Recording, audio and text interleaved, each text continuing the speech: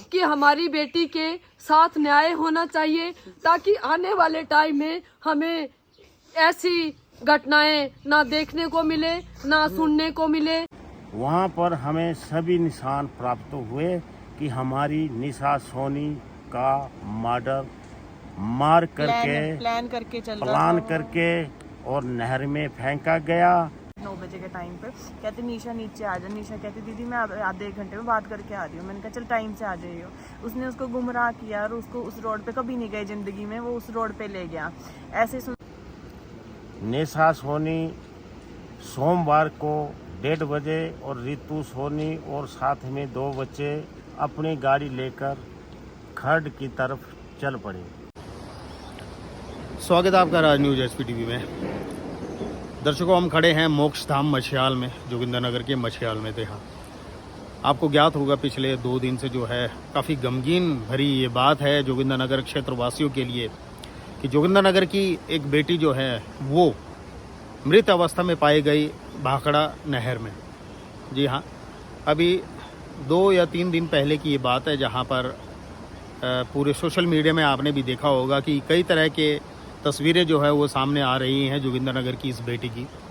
और आज जो है मोक्षधाम में हम यहाँ पर खड़े हैं, उनके घर से हम आए हैं, उनका अंतिम संस्कार किया जा रहा है। ये सामने मेरे पीछे आप तस्वीरें देख पा रहे हैं।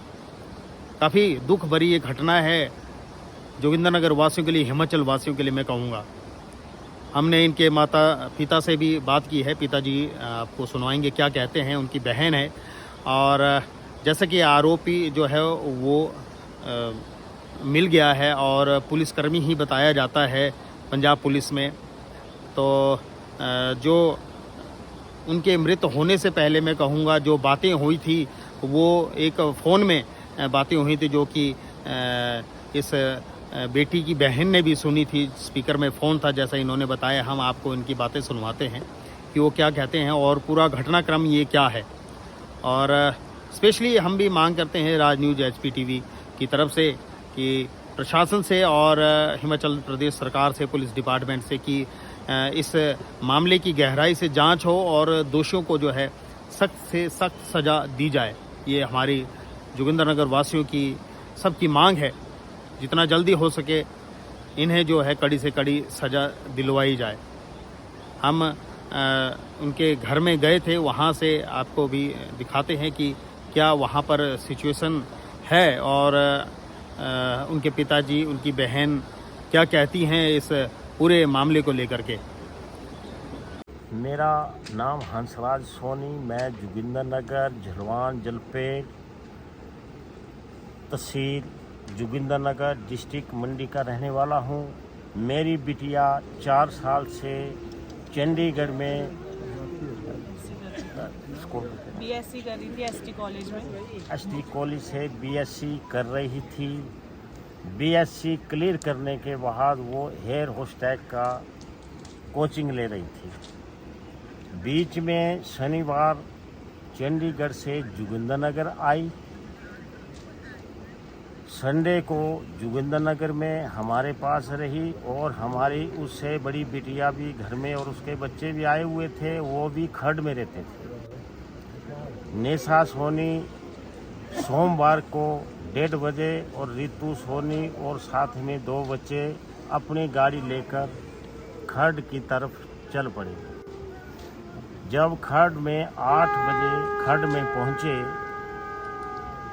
उससे पहले जो पंजाब पुलिस का कर्मचारी उनके साथ फ़ोन में ही 2-2.5 घंटे तक काफ़ी बहस बसाई और काफ़ी गाली गलौज उस पुलिस वाले ने की और उसने साथ में धमकी भी दी कि हम आपको ख़त्म कर देंगे।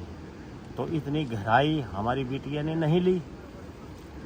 जब वो खर्ड में पहुंची तो वो पुलिस वाला गाड़ी लेकर आ गया और निशा सोनी को फ़ोन किया कि आप घर से बाहर निकलो, हमने आपसे कोई आधा घंटा बात करनी है। जब हमारी बिटिया खर्ड से निकली बात करने के लिए गई तो उन्होंने हमारी बिटिया का अपहरण कर लिया। अपहरण करने के बाद जो है उसके करके ले गए उसको उस गुमराह करके ले गए और उसको कोई ऐसी नशीली वस्तु देकर रोपड़ क्या नाम है, बालूगंज बाबो माजरा की तरफ ले गए, जबकि वहाँ पर कोई भी गांव नहीं था, ना ही कोई आता जाता था। वहाँ पर हमें सभी निशान प्राप्त हुए कि हमारी निशा सोनी का मर्डर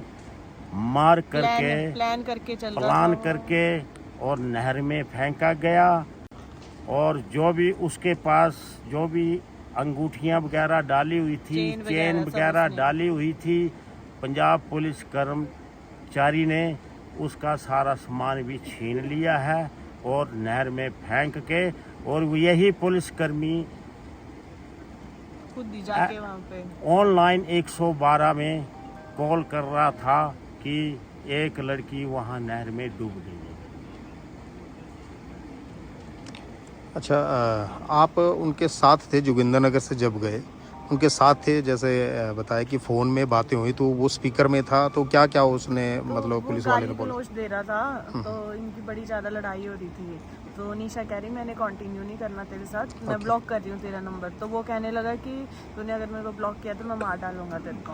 हमने नहीं लिया सीरियस, हमने सोचा चलो कई बार बात कर लेते हैं नॉर्मल, लेकिन वो नॉर्मल नहीं था। वो प्लान करके फतेहगढ़ अपने घर जा रहा था, तो वहीं से वो वापिस आ गया कि मैंने मिलना है। 8:30 बजे उसने गाड़ी नीचे लगा ली, 8:30-9 बजे के टाइम पे। कहती निशा नीचे आ जा। निशा कहती दीदी मैं आधे एक घंटे में बात करके आ रही हूँ। मैंने कहा चल टाइम से आ जाइए। उसने उसको गुमराह किया और उसको उस रोड पे कभी नहीं गई ज़िंदगी में, वो उस रोड पे ले गया, ऐसे सुनसान एरिया में जहाँ पे कैमरा तक नहीं लगा हुआ है, और वहाँ पे उसका मुंह दबा के उसका मर्डर करके उसको उसमें फेंक दिया नहर में। अच्छा, जब कितनी देर बात हुई होगी इनकी फ़ोन में, जब आपने स्पीकर में सुना? 3-4 घंटे बात हुई है। 3-4 घंटे? हाँ जी। जब आप ट्रैवल कर रहे थे? कभी व्हाट्सएप पे बात हो रही थी, कभी नॉर्मल कॉल पे बात हो रही थी। आपने पूरी बातें सुनी? हाँ जी, हाँ जी। तो मैं तो समझा रही थी कि नहीं ऐसा नहीं है, लेकिन वो मुझे नहीं पता प्लान करके आया था, और उसको वहाँ नहर के पास वहाँ जाने का कोई मतलब नहीं था, इतना सुनसान एरिया। इसने उसका फ़ोन तोड़ा पहले पत्थर के साथ, उसके बाद अपना फ़ोन को गिरा दिया। सबसे पहले प्रूफ ख़त्म करने की कोशिश करी गई है। इसका मुंह दबाया जिससे इसके दांत मतलब दब गए थे बिल्कुल। उसी चक्कर में उसको हार्ट अटैक भी आ गया, तो तभी उसने उसको नहर में फेंक दिया, और पटियाला में फिर उसकी हमें डेड बॉडी मिली। ये पुलिस वाले की उम्र कितनी होगी? 34 साल है। शादीशुदा था?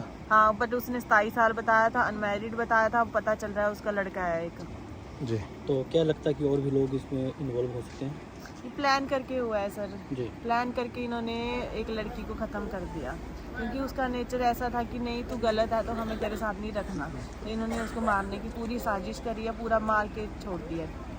जी, तो क्या मांग रहेगी आपकी, क्योंकि बेहद ही ज़्यादा निंदनीय ये घटना है, जिस तरह से घर से दूर जो निशा काम करने के लिए जो अपना कोर्स वहाँ पे कर रही थी, और इस तरह की घटना बेहद ही झकझोर करने वाली है, क्या मांग रहेगी वहाँ की जो गवर्नमेंट से, पुलिस से? जी, यही मांग रहेगी कि उसको इंसाफ मिलना चाहिए, इंसाफ मिलना चाहिए, क्योंकि आगे से कोई भी हिमाचल की लड़की बाहर जाने से पहले 100 बार सोचेगी, क्योंकि जैसे एक लड़की के साथ हुआ हिमाचल की और लड़कियों के साथ भी ये सब हो सकता है, तो उसको भी फांसी की सज़ा सुनाई जाए। हम तो यही मांग करते हैं कि हमारे तो घर का बच्चा गया है। आप कुछ कहेंगे? प्रशासन से मांग करेंगे, सरकार से, हिमाचल सरकार से? मैं तो प्रशासन से यही मांग करता हूँ कि जितना भी सख्ती से सख्ती उसके ऊपर एक्शन लिया कार्रवाई होनी चाहिए।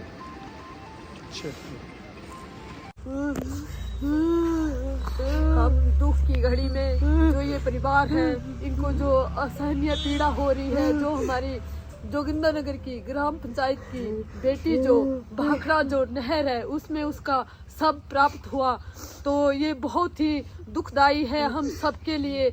मैं चाहती हूँ कि शासन और प्रशासन से ये मांग करती हूँ कि इस हमारी बेटी के साथ इसे न्याय मिलना चाहिए, इसके साथ न्याय होना चाहिए, ताकि आने वाले टाइम में जो हमारी और भी बेटियां हैं जो चंडीगढ़ में कि कभी नौकरी के करने के लिए गई हुई है, कोई पढ़ने के इरादे से गई हुई है, नहीं तो आने वाले टाइम में भी आज हमारी बेटी वहाँ पे भाखड़ा बांध में जो मृत पाई गई, हम चाहते हैं कि हमारी बेटी के साथ न्याय होना चाहिए, ताकि आने वाले टाइम में हमें ऐसी घटनाएं ना देखने को मिले, ना सुनने को मिले। यही मैं शासन और प्रशासन से मांग करती हूँ और मैं मंडी एसपी से भी हाथ जोड़कर निवेदन करती हूँ, प्रार्थना करती हूँ कि मैडम काइंडली आप भी इस केस को अच्छे से लें ताकि हमें न्याय मिल सके। मैं यही गुजारिश करना चाहती हूँ।